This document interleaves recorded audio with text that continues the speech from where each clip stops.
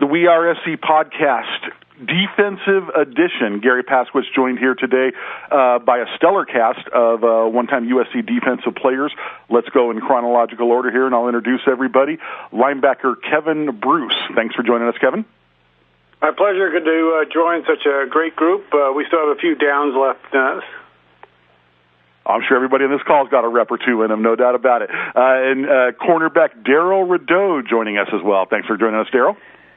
As always, it's definitely a pleasure, and I would have to agree with Kevin. I think I got about at least one or two plays left in me.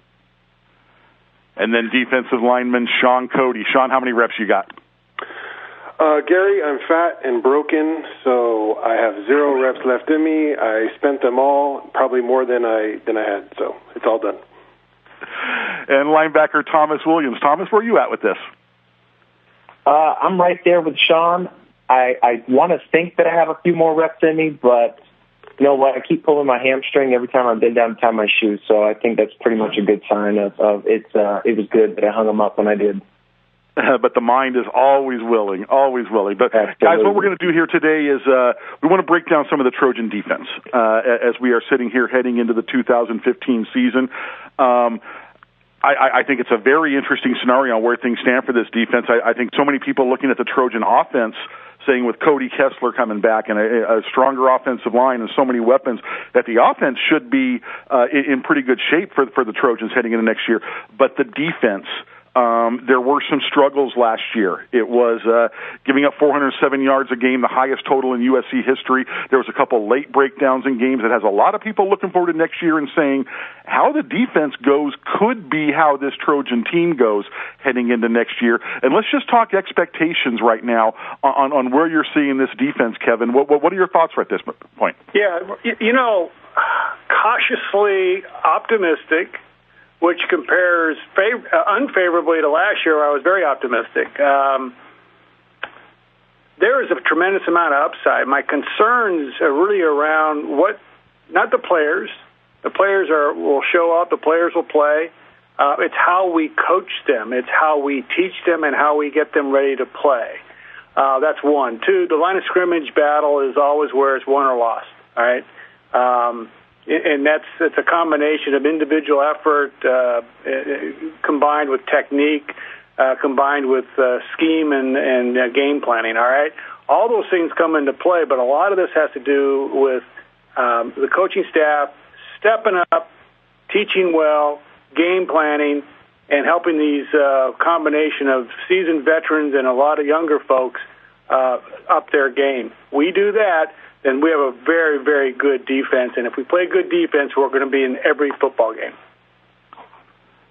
Darrell, let me throw something out to you, and it's one thing that you and I talked about during the season. How much of an impact do you think the familiarity between coaches and players in this second season is going to benefit things with them knowing each other just that much more?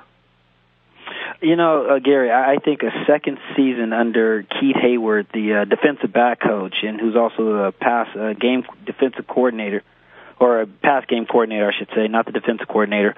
I think that communication, that trust, information being passed from the sideline, guys playing together, struggling together, and then working through adversity together on the field, it helps. Communication is key. Going back to the time that Shaun, Cody, and I played together, and when we played in the secondary with Troy Polamalu, knowing that Troy Polamalu was really a rogue player. At any point, he'd give you a look, and that look was like, okay, everybody else just cover me because he's going to take a shot. You can only take those shots if you have the trust that everybody around you is going to be there to support you. The same thing can be said with Sua Craving moving from a natural safety position down to a linebacker position. In order for him to be successful at that position, he can't worry about pass coverage all the time. He has to trust that the safeties are going to be there to help and that they're going to protect the deep post. So in my opinion, Garry, a second year in the program, learning the same terminology, working together, can do nothing but help this group coming back. And Shaun, give your thoughts on that as well. You and Darrell did experience that transition with a new coaching staff coming in, so it's a little bit similar. What did you see in that second year in terms of how much more comfortable you were with the coaches? Well, it's just a familiarity, I think, with the vocabulary that, everyone's speaking on. Coming in as a new coach, you have to kind of evaluate all the players you've got and implement them, into your system. And, it's tough in the first year. I remember, everyone's trying to get on the same page. Pete's first year there, and then, once you get that ball rolling and everyone gets on the same page, and I think we, really started clicking probably towards the end of that first year, and then, by when things were rolling the next year, everyone's on the same page. So it's probably that. But I think my major concern this year for, I think, the defense is, every year you're going to lose some guys, but we lost some big leaders in Hayes and Leonard. So it's my concern is, really lies there. And if they can fill that, they're going to have Sue is going to have to step up and be, I think, a leader. And then, I think some of these young guys that are coming in at the linebacker positions, can step up at a young age and really put their mark as players. I'll agree with that. Let me throw this out to you, Thomas. When you talk about the loss of Hayes, I think as much as his playmaking ability, his leadership and his vocal leadership of that defense was huge. I don't know if there's an obvious candidate to step into that role this year, even when you're looking at a guy like Lamar Dawson, who seems to be grabbing hold of that middle linebacker spot through spring and summer workouts. Lamar's not a very vocal guy.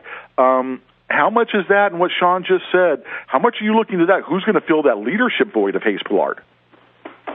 Yeah, that's a great question. I think that probably Shaun can attest to this. You lose a guy like Troy Polamalu, you lose Darrell Rideaux, you lose Mike Pollard, you lose a lot of these big-name players who were not only assets as far as productivity, but, were big-time leaders. And then as a group collectively, it's kind of like we're all leaders. We're all accountable to one another. And so I think we're probably going to see something very similar to that this year at every different level of the defense, the defensive line, at linebacker, and in the secondary, where guys kind of step up, natural leaders, and rise to the top by their play. And then also the whole thing of holding each other accountable. I think that is going to be one of the biggest themes going forward into this year, is that this is our second year inside of the scheme. We're all used to one another. We had a good spring, and so now let's hold each other to a certain standard. I remember playing in the room with Grudegood, Lofa Tutupu, Champ Simmons, all of these names that you wanted to earn your seat every single day inside of that meeting room. And so you did that by what you did on the practice field and obviously how that translated to the game. And so saying that is that holding each other accountable, and then what's acceptable as far as the Trojan way on defense playing football. Let's talk about what the Gary, Trojan way. If I may chime in really quick, yeah, sure. Can I elaborate on what Thomas just said? For every Ray Maluga and Keith Rivers and Clay Matthews, who emerged late into his career at USC, there was a Thomas Williams, that backup, that guy who can fill in and plug every gap. We never thought of watching him play. I never thought of him as a backup player. I always thought of him as just a rotating starter, someone who came in almost like in hockey when that second line comes in. You don't miss a beat when your backup reserve players are dialed in and they're fully committed. And that's what it's going to take for this defense to be successful this year, because of the sheer amount of plays and volume that defenses are susceptible to against these high-powered offenses now. You need rotational players that won't deviate or, take a step back when they're on the field. Let's talk a little bit about line of scrimmage battle. And that's where I thought, especially on defense last year, we did not remotely dominate the line of scrimmage in any consistent manner. And that says a lot, given some of the talent that we had up front, especially with Leonard. Man, if you can't dominate with a guy like that, that's like having 1.5, 2 guys in addition to the normal, right? So this year the challenge is, how do then we win the line of scrimmage battle? It starts individually, but it's also a unit victory as well, right? In the box in particular, and we have to on a consistent basis do that. All right, some things I'd love to see and I've said this before with some frequency, is a more simplified defensive read and react scenario or scheme, if you will. We had a lot of transitions, a lot of reads, a lot of pretty snap decisions that had to be made seamlessly, and with people rotating in, out, changing of the group that was on the field. We missed a lot of assignments in the box as well as in the secondary, and you play team defense, right? So box, secondary, whatever. Hey, look, it all counts. And I point to the Boston College game, which Gary knows. That just sticks in my craw. 452 yards of rushing offense. Are you kidding me? I mean, that never happened. And what happened time and time again was that we missed reads, and we saw very often that we were susceptible to optioning. Options exploit softness in the read and the reads and the reactions, right? And that sometimes that tentativeness is due to too many things going on in the player's mind and not enough things going on with their feet. And that's where I want to see simplification and make this more of a read-react physical football defense, and that will give us the ability to control the line of scrimmage in a much better fashion and therefore force that offense, take them away from what they want to do and force them to try to execute against things that they're just not as good at. You bring up a very interesting point, especially that Boston College game, because I thought that a game like that was a game of adjustments, and really it tested who was really prepared to play in that game, because the run fits in the secondary really proved to be critical when the corners were moved into the box, and they didn't understand how to protect that C gap and how to work alongside those linebackers. So I'd love to hear from Thomas.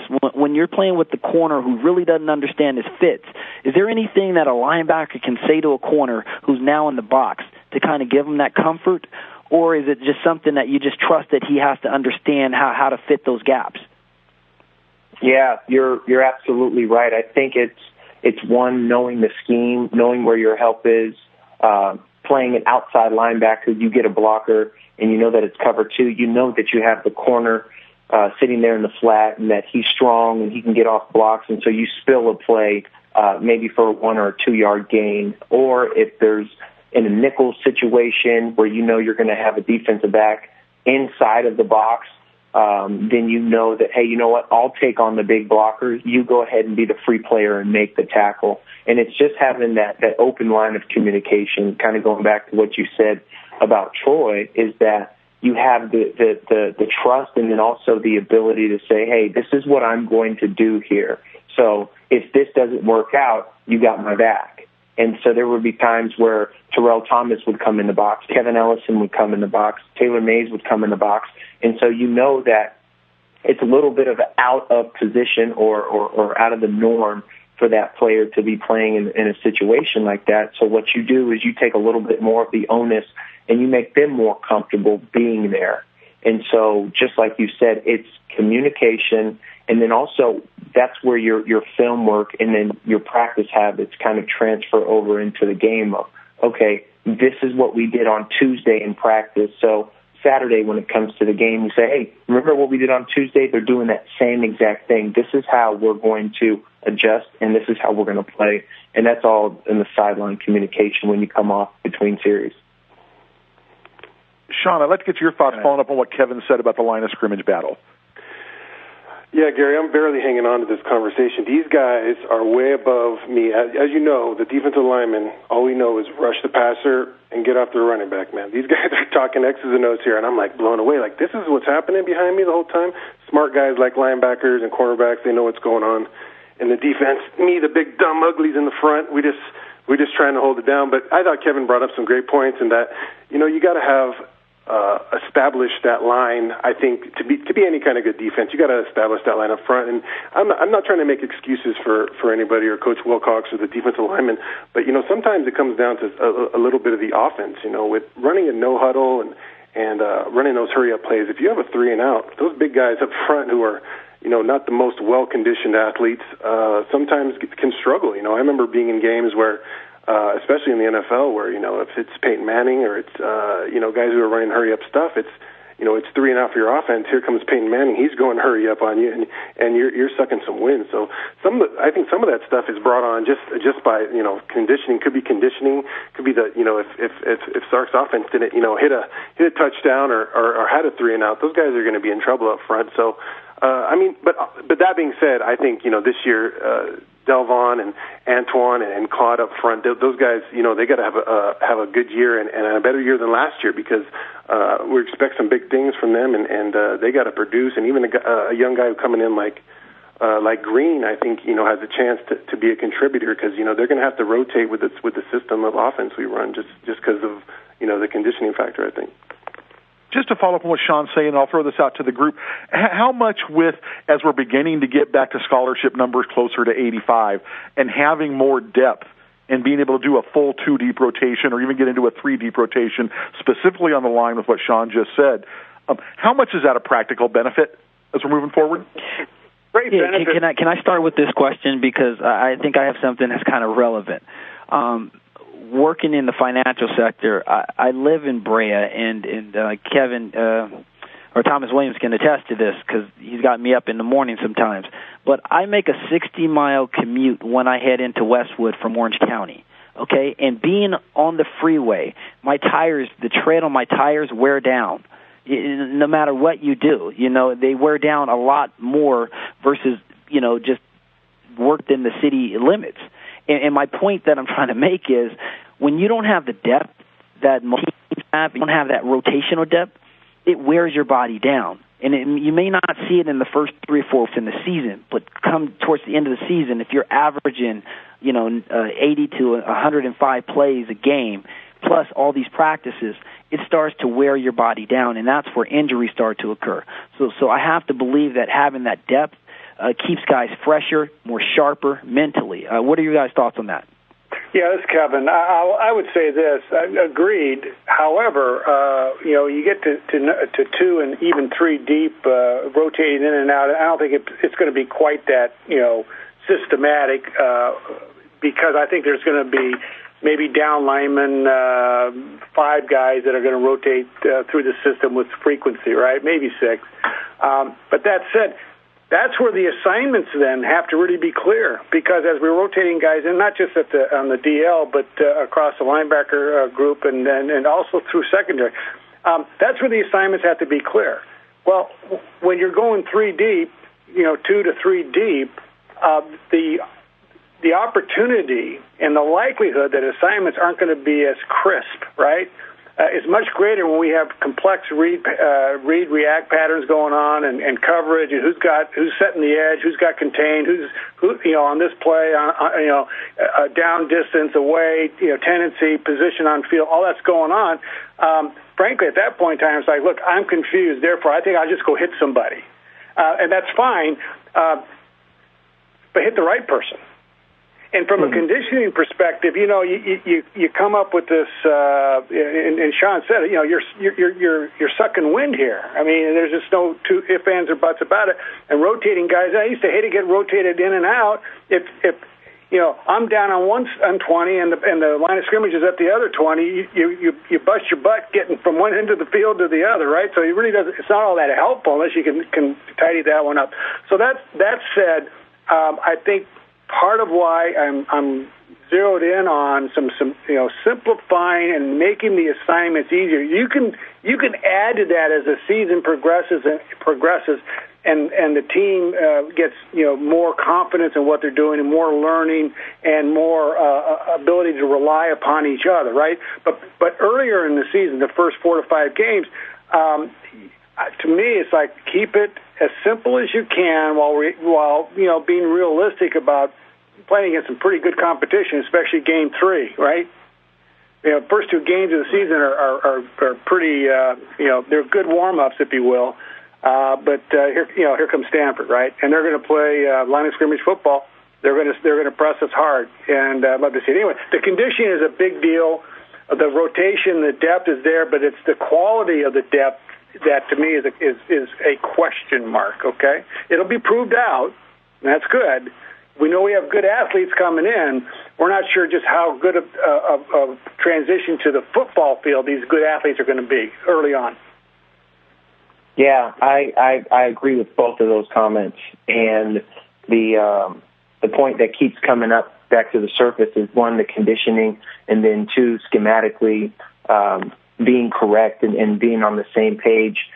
As we know, the Pac-12 is becoming more and more and more of a spread out offense, right? So you get 3 wides, 4 wides, and everybody's kind of spreading things out, throwing the ball. I remember a play last year, I think it was in the Fresno State game, when Leonard Williams tracked down a receiver on the USC sideline, and so he ran 50, 60 yards to kind of nudge the guy out of bounds. So coming back onto the field, you know that you're not allowed to come out of the game, and you know that you kind of need to preserve a little bit of energy. I mean, maybe a little bit inside of the mind, you're thinking, okay, maybe I could take a little bit of an off play here, because I know that I'm going to be on this field at least until the next quarter. And so kind of having that uncertainty of when will I get pulled out, will the next guy come in and get me. One of the benefits that we had for the whole time that I was there at SC was, 2 and 3 deep. You get a guy like Cedric Ellis who might be a little winded after chasing a running back down, and the next play is running down a quarterback. So then Phoebe Muala comes in the game, or you got Lawrence Jackson, then Chris Barrett comes in. We had so many players that were eager and hungry and anxious to kind of step up next that it gives you a benefit as a team, and then also as a player. You know that you can go all that you can for 3 or 4 plays, and if you have to look to the sideline and say, hey, look, I need a breather, so the next person comes in, and then there's no fall off. And so I think that's kind of the benefit that you have to the 2 and 3 deep scenarios with an entire football team, and gaining the extra scholarships will definitely allow that. Plus, for practice, it's a long season, right? So you're able to give some of the guys a rest maybe after 9-on-7, or you might give the defensive lineman a little bit of a break, or the linebacker, or whoever's nicked up. They kind of get a little bit more of a rest, because practice can still go on per usual because you have the extra underclassmen. I've been wondering, and from your perspective, Thomas, in this defense, how many opportunities does a guy like Scott Felix or Anthony Sorrow, do they really have to be playmakers in this system? I mean, is this defense designed for them to make plays off the edge, or is it designed for the interior linebackers and defensive linemen to really make plays at the line of scrimmage? Yeah, no, you're right. I think looking back over last year, you look at a game like Stanford where J.R. Tavai exploded and really kind of stepped into his own. And I looked at Scott Felix is probably going to step inside of that position. And then you have Anthony, who makes, I think, 2 great plays in a row in the first series against UCLA. So the possibilities and the opportunities are there. I think being that much more precise and that much more single-focused inside and comfortable inside of the defense is going to allow those 2 players to step up. And then also, to answer that question, I think we're going to start to see the stat sheet a little bit more even than it had been in the past, where you look at the stat sheet and guys have the leading tackler is 8 tackles, and then there's 3 or 4 guys in their hand with 8 tackles, and then the next leading tackler is 7, and there's going to be a lot more equal production and performance by kind of like an all supporting role and cast of all the players. Shaun, I'd like to get your thoughts on replacing J.R. Tavai. I think that's one guy. There's so much talk about Leonard Williams, and obviously for good reason. But I think replacing Tavai on the outside right there, I think that's a real key spot. Yeah, you gotta find a way to get some pressure, on the quarterback, and J.R.'s provided that a lot last year. Even though he was kind of nicked up for a portion of the season, he was our best pass rusher last year. So I think it's got to come from a guy like Jabari Ruffin, who we didn't see last year, who was was getting ready to, I think, have a great season, and unfortunately that injury occurred. But I think a guy like him, I think, as far as bringing pressure, I think Sua's your guy. Sua is the guy in the backfield. I think he's the guy on defense that is our playmaker. He's our, for lack of a better player, he's our Troy Polamalu. The defense needs to be geared toward what he can do best in order for the defense to play their best. He's got to make the big plays. You need that splash player that's going to create excitement, get a big third down stop, and he's already shown that ability to make those kind of plays, and that's why the NFL, I think, is already so excited about the kid. He's that player on the defense, and then you got a guy like a Dory who on the outside can make those big plays. So for me, I think we got to hold up front, because I don't know if we have the stud athlete, but we got to hold up front. We're going to have a guy off the edge, like I think Ruffin, and then I think you got to let Sue and Adore make plays, because those guys are playmakers, and from those playmaking positions, that's where you, I think, create the excitement on the defense, and you have a good balanced attack, I think. Guys, can we talk Sua Cravens for a minute? I love Sua Cravens. Real unique guy. And I hear so many comparisons from you guys about Troy Polamalu, and I love it. I love it. But let me toss out another name to you, Groots. Is there a little bit of Groots in Sua's game? There. I think so, Gary. The way that he's been used in this Justin Wilcox defense reminds me more of how Pete found a way to get Groots on the field, because many people recall that Groots played linebacker, but he came in as a safety. But, when you have an All-American Hall of Famer back there in Troy Polamalu, you got to find a way to get playmakers on the field. And I almost I kind of got the feeling that Sua was a little reluctant to accept his role, being in the box every play, kind of banging with the big boys. But then recognize that it's an opportunity for him to showcase all of his skill sets and really just be in a position to maximize his playmaking ability. Taking shots, going, being in position to pick off lanes for interceptions. When you look at his stat sheet across the board, it's exceptional, because when I think about the 7 interceptions, those aren't just like grab bag interceptions at the end of games. Some of those interceptions were meaningful, game-changing interceptions.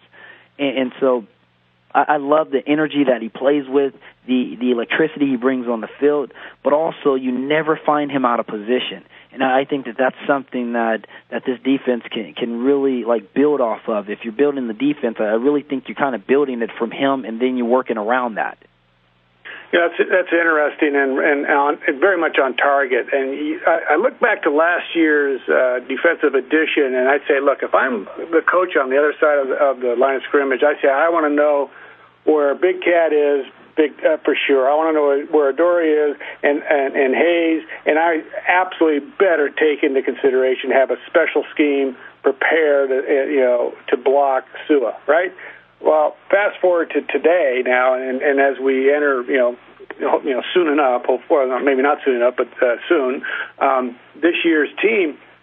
Now, who do you have to account for, right? That special playmaker. We were just talking about it. Who's going to cause disruption in the blocking schemes, in the play calling, the big play, the sudden turnover, the quick change of possession, those kinds of things. And we all know Sua's the guy, right? My concern is, look, if it's just one guy out there that really kind of, certainly within the box, if you will, that is that disruptive force that's really tough to game plan, then everybody else is going to have to step up their game, because that's putting way too much on one guy, right? And I think Darrell's right. I think Sua earlier in that shift to the inside position, or to the inside the box position from safety, was feeling his way around a little bit. It is very different when you guys flash and pass you in both directions, and guys rolling around, and it gets pretty crazy. Tough to get the pattern recognition down, right? The play pattern, not the pass pattern. As the season progressed, he got it right, and he is a playmaker, right? And he does like to smack folks too, which I always found to be a good trade in anybody who wants to play defense. But I also think the addition of some of the new recruits coming in should take pressure off of Sua as being the sole playmaker. Because like anything, if you have one central key player, you can do a lot of things to really disrupt them and take them out of the play. But if you have playmakers across the board, as you just talked about, Kevin, I think it helps. And I couldn't wait long enough, Gary, I'm sorry, but the addition of Iman Marshall, they call him Big E, out of Long Beach Poly. I think Long Beach Poly. Of Dory Jackson. More Jackrabbit talk. More Jackrabbit talk, because this kid is exceptional. Him on the opposite side of Adoree Jackson at times when Adoree should be featured on the on the defense, that gives that defensive line that extra step that they need. Because these guys, you can lock them up regardless of what side of the field they're on, and they can handle their own. And that's what this defense is missing. Because if you recall, going back to last year in critical games, and no disrespect to the growth of some of the other corners, but opposite of Adoree Jackson, teams were taking their shots, marching down the field, extending drives. Well, another year in the system, a new addition of athleticism and that moxie that you need at that position should give that defensive line an extra step. But where's that extra step going to come from, Shaun? Where do you see it coming from the returning defensive lineman? Well, I think Delvon Simmons, the guy up front, and the big three in the middle, I think he's got to have a big year for them to be a real powerful impact up front. Antoine's coming off the injury, and he's got that pec. So he's going to be a run guy. Antoine's a big ugly in the middle. He's stuffing the run. And then with Claude, he's going to be those guys will rotate with Greg Townsend and some of those guys. So it should be, a group that it's really, I think, going to be if Delvon Simmons can have an impact. When I watch practice, I see he can play ball now. He can rush the passer. He's a strong, aggressive guy. Now it's his turn to be the guy up front. Can he? Is he going to assert himself at that position, or is he going to take another figure it out? Because this is his go now. So it's his turn to show if he's got it. But those guys up front, I think they can come together. Especially like you're saying, with the coverage they got on the back end, I think, with Adoree and Iman and Kevin Seymour, those guys in the back end, they can cover some guys up. Now, if you can, and John Plattenberg at safety, I think, they're gonna lock some guys up. So when you have that extra step up front from the corners and the coverage guys, it's going to be that much better for those guys up front. And I'll agree with you, Shaun, on Delvon Simmons. I really thought in spring you were starting to see. But this guy has a chance to be pretty good. But what I like about that interior group is if you're going to be optimistic here and say, okay, everyone's going to be healthy, not only do you have Delvon, Antoine, and Claude, but if you do have a healthy Greg Townsend, I thought he showed some flashes last year when healthy, a reminder of why he was a five-star recruit. Speaking of five-stars, Kenny Bigelow, a guy that's been out of sight, out of mind. Yeah, he's a guy we've yet to see yet too much of. When I saw him walk on campus, I was like, "Holy crap, this is one big joker." So it's a lot of guys' time that it's put up or shut up time for a lot of guys' time. You come in with 4 stars, 5 stars. That's great. Everyone's excited about that. But now it's time to put that together. That's what the great defensive lines at USC have been able to do. It's not all about the stars. It's about what are you going to do on that field and I think Green's got a good chance. I've been watching some YouTube videos of him, and he can play some ball too. So I think he'll help out the group, and then Coach Wilson's got to get those boys rolling. Yep. Let me just throw this out on paper. We talk about 4- and 5-star recruits for the linebackers in the group here. This group of incoming linebackers, from what we've seen so far, is the real deal, guys. And I think, Thomas, you have to go back to your time when some of you backers were coming in. That excitement level that we all had. Look at this group of what they can become, and you guys did become that. I don't think it's a real stretch to say on paper coming out of high school, this group here kind of mirrors what you guys had coming in. I think this is a real nice foundation for this linebacker group, and there's some big boys. Yeah, you're absolutely right. And if I'm not mistaken, I believe that 2 of them enrolled early. Played in the spring, so they got a leg up on the other incoming freshmen. But also, one of them did. Cameron Smith did. Yeah, Cameron Smith and high school prom. Oh wow, that's a lot of dedication. I mean, and just like you said, Gary, the understanding of there's going to be some really good competition inside of that room, and so when you have that, now all of a sudden a guy can't rest on being there for 3 and 4 years, or can't rest on he's an upperclassman. So you're going to get everybody's best every single day, and going back to the 4 years or 5 years that I was there, it was like that every single day. If you had a bad practice, then Coach Norton and Coach Darrell were going to give the next guy an opportunity to prove themselves, because that kind of allowed us to do that. When you have guys who came out of high school and they were highly recruited and they're productive players, they might not be, 5.5 stars. And I know there's only 5 stars. I was being funny, but the whole thing about it is that you have to perform every single day, and you can't take a day off, and that kind of creates that grit and that determination inside of the room organically. And so having that, you really have put yourself at an advantage more than just having 3 really solid or really good starters, because if you have that and nobody's there to push them, how good can those guys who are starters, how good could they really be if they know that they can just show up as opposed to showing up and doing something? Let me throw a little flip side of that. When you're talking last year, guys like Hayes Pillard and Anthony Sorrow, those guys rarely came off the field. How much better can the guys be this year if you don't have to take every rep on defense and every rep on special teams? Well, it's an improvement as a general rule, though, frankly, I can speak for linebacker group, but you don't ever want to come off the field, right? I mean, that's just not how you're wired, though from a practical perspective, it might be pretty useful. The younger guys rolling in will bring a lot of enthusiasm, energy. They'll have a good wide-eyed view of the field.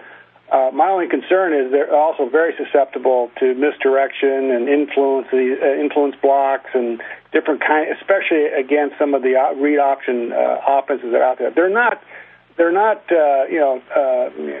without some experience in that regard, but the whole level of play is totally different than anything they've experienced. Yet, if you can use them and deploy them in a manner that says, look, I want you to go do X. You read this gap, you see, ball carrier, or you see blocker, I want you to do the following. Boom. It's binary. You go from 0-1, and there's not a lot of thinking going on. Therefore, their athleticism, that speed and that physicality that they can bring, that you can deploy, right? And you don't have to worry so much about the experience level and such. And that does give a chance to give a bit of a rest to whoever they're cycling through. So I like that. In terms of developmental, later in the season, they'll be much more experienced. They'll look back on the first few games and go, oh, my gosh, I'm glad I didn't embarrass myself. Well, you know what, to piggyback off of that, I think now because of the no-huddle offense and the sheer volume of plays that come in, I think that players nowadays, their growth process is accelerated because they're seeing more activity, they're seeing more action. So virtually, if you're running that amount of plays, in the high 80s, 90s, and in some cases over 100 plays a game, that's like going through 2 games back in the days. And so it accelerates the learning curve. You start seeing more balls, and then when you're going back and you're watching film and you're breaking it down by formation, you're able to see more activity quicker, and I think that can help. But, when I think about the balance of this team, I really think that, especially like in the secondary, I'd like to see a couple of position changes, Gary, if we're going into the new season. The sophomore, Jonathan Lockett, I'd like to see him moved from corner to safety. I don't think that with the talent in the secondary that he's going to get playing time at corner, but I do think that he has natural zone instincts, and much like when USC moved Kevin Arbett from corner to safety for a while, I think that could help. It really kind of shore up the depth in the secondary behind John Plattenberg and then Leon McQuay. Aside from those 2 guys, there's not much depth that you can really depend on. But a guy who's a rotational player, Matt Lopes, who I believe he's a walk-on, correct? Yes. But he's somebody that's reliable and dependable and who I think is going to earn some playing time this year. But you still need that depth to make it through the season, and I'd like to see that come out of Jonathan Lockett being taken on a position change.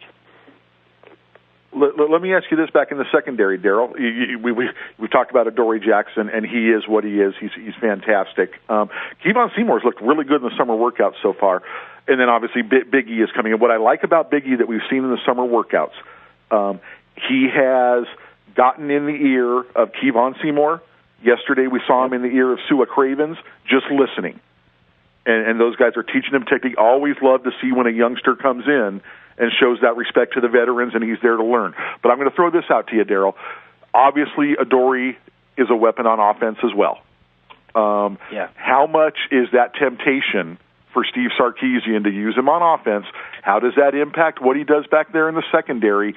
Love to hear your thoughts on it. How much do you play him on offense, and how much do you leave him right where he is?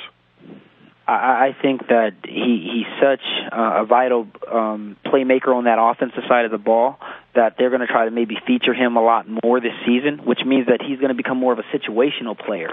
If Kevon Seymour can shore up his side of the field, whereas the dream secondary lineup would be having Adoree opposite of Iman Marshall, I don't see that being the case. I actually think Iman Marshall is going to actually replace Adoree Jackson on the right side, leaving Seymour because of the way that he's been playing on the left side. And then when Adoree does come in, you either move Seymour into the slot or you allow Adoree to play the slot. But I think it's going to be those type of situations that are going to dictate how much we see Adoree on defense. But then there may be times, depending on if Seymour can carry this type of momentum from the practice field into the games. Because last year I thought that he got shocked in a few games, and he allowed the emotions of mistakes to carry on and linger on series by series. If he could avoid that this season and become more consistent early on, gain some confidence by staying on top of the receiver. When I say on top of the receiver, instead of finding himself in a trail position, panicked under pressure, being in a dominant position, a lead position, and then reacting downhill back to make plays. And that's what it looked like he's been trying to emphasize this offseason. If we see more of that type of consistency from him, it allows for Sark to play around with Adoree as a playmaker. But again, the defense really has very little to do with the corners, but more to do with the consistency you're going to get out of McQuay and Plattenberg at the two safety positions. If they can keep offenses from throwing that deep post and force teams to kind of march down the field, that plays into the hands of the speed and length of these linebackers that are returning and the incoming freshmen coming in. The closer you get inside the red zone, and I'd love to hear Thomas's perspective on this, but with length at the linebacker position, it starts to narrow those windows to throw the ball, and which is going to force teams to settle for more field goals. How did you guys, when you converted from a 4-3 to a 3-4 to get more playmakers on the field, how did you guys adjust to playing in space like that? Yeah, you're absolutely right, and that's the whole football IQ aspect of it. Like, where am I on the field? Are we in the high red zone? Are we in the low red zone? And I remember playing with Lofa, and Lofa was so good at that, of understanding like the situation down in distance, and then also where we as a team were on the field. And so you'd understand that if I get a little bit deeper in my drop, now all of a sudden the quarterback has to throw the ball higher, which is going to mess up his perception of where the receiver will be, and that pass that maybe would have dropped right there inside the end of the back line of the end zone now is going to go out of bounds. And so you have to get a little bit more depth when you're in that position. And I think with our linebackers that we have now, they have a really good understanding of sometimes your zones expand, so that means either get a little bit wider or get a little bit deeper to kind of cover up those guys who are playing behind you, because as you know, Darrell,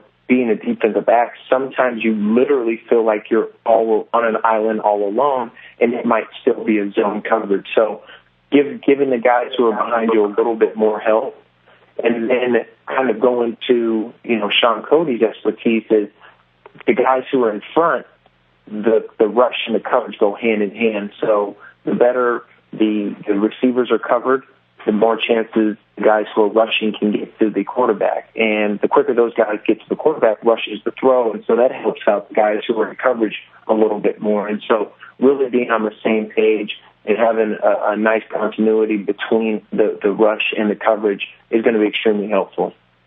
Hey, Gary, it's Kevin. I don't think Sark can resist the temptation to get Adoree' on the offense with a lot more plays.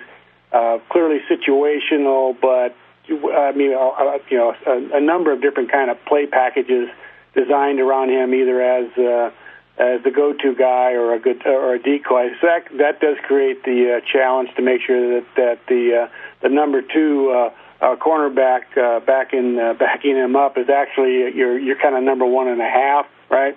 And I just think that's going to happen. I think. He just can't help himself. So, therefore, let's just get ready to see, Adoree' kind of cycling in and out of the defense, but with I'd say maybe emphasis might be a tad strong, but maybe not, but with an offensive focus. Well, guys, this was fantastic. I know all of us here, we can talk Trojan football all day long. And this was a good defensive discussion. What I'd like to do here to kind of wrap things up is just allow each of you to go and give a closing thought if there's something we haven't touched on, some point you want to make here. But before we close this thing down, Kevin, why don't you go ahead and get us started? Beautiful. Yeah, this is a watershed year for the defense. For the team as well, but I think every year is watershed, right? But for the defense to really step up and to bring a consistent top, 1 through 5 kind of ranked defense in the country, right? 407 yards per game and a whole lot of points, plus some records set in terms of yards given up, rushing yards, passing yards. Last year we were very sporadic, inconsistent, and now that we have some numbers, that helps. It is as I said earlier, without any question, this is a coaching challenge in the extreme, but the opportunity and the upside is exciting. I mean, what's not to love about this? So take it on, coaches. Teach well, motivate well, and let these players do what they're capable of doing, and we're going to have a great defense, and a great defense means we're going to have an outstanding season. Number 22, Darrell Rideaux.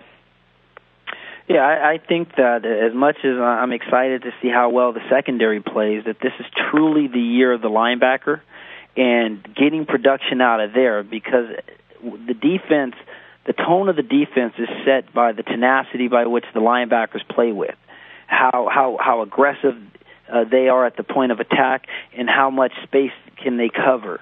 And looking at this, the onus is on Anthony Sorrow and Felix, like we talked about a little earlier. I'd like to challenge them to step up and take control of this defense and see how great it can become. But it's going to start because everything is going to start from that position on down and that position backwards. So that's where I think if we're going to see any type of improvement, it has to be the type of production we get from that position. Shaun. Well, guys, I don't know about you, but Kevin, Bruce, you got me fired up, brother. That was I was ready to strap on some cleats there, man. I could have definitely played in front of you, man. I could tell you were a stud out there, man. I think, for me, the excitement's back into USC football. There was a lull there where, people were kind of jumping off the train, and I just feel like that excitement's about when I'm talking to people about football, people around the University of Southern California. They're excited, man. It's a good time, I think, to be back, and they have an opportunity here to really do something special. Now, what comes with that is a lot of responsibility, is to keep practicing, keep working hard, keep the off season working hard. You can get the big head sometimes when you're not doing those things, and you're told you're so great. So it's hard. It's a responsibility of the coaches to keep them focused on the goal. I think a lot of onus this year is going to be on the defense to see if they can come up and step up, because I think the offense is going to score a ton of points. So I'm looking forward to the year, and tune into the post-game show to listen to your boy, Shaun, Cody, and then let's beat the Bruins, man. I'll toss it over to Thomas Williams. Well, it would be easy for me to sit there and say, you know what, I just want to piggyback off of what everybody else said because you're absolutely right. From Kevin, Darrell, and then Shaun, everything that you guys said is so true. I'm going to keep it super simple. Being a linebacker, just telling me where to go, where to be. The simplicity of things in life is kind of like where I live. And so it's just, I'm super excited to see about the internal competition. I want to see kind of like who inside where, what groups are extremely competitive amongst the room. Like, who is it? Is it Scott Felix? Is it Antoine Woods? Is it Anthony Sorrow? Is it Adoree, who just says, this is my defense. This is my defense. Kind of like, I'm going to set the pace. I'm going to set the tone, and kind of who's going to follow. And is it Sua, who sits there and really emerges as the guy who we've kind of all talked about his upside and potential? Is it somebody who we haven't talked about in a while? Is it Lamar Dawson, who comes out of kind of the shadow and says, okay, this is my last go round. I'm sick and tired of being sick and tired, and I'm going to step up and I'm going to prove to not only the fans and my teammates, but to myself that I was valued and I'm worthy of the high praise that I came in with. Another player that I'm excited to see is Jabari Ruffin. After a sad injury last year that ended his season, talking to him a little bit this offseason, and he said that he had such a greater appreciation for the game of football than he's ever had before. And sometime, as we know, a setback will do something like that. So does somebody who we maybe haven't mentioned as much, do they step up and then all of a sudden say, wow, where did this guy come from? And I think just like everybody said, it's the coach's job to just say, you know what, this is going to be our philosophy. This is our standard. This is what we're going to accept. And on game day, once the whistle blows and the coin is tossed, then we're just going to let the players run around and have fun. So it's going to be exciting. I'm really looking forward to being a fan this year. Well, thanks, guys. That was great stuff. I echo all of it. Looking forward to seeing what happens this year with this Trojan team. A lot of excitement, without a doubt. For Kevin Bruce, Darrell Rideaux, Shaun, Cody, and Thomas Williams, this is Garry Paskwietz. You're listening to the WeAreSC podcast.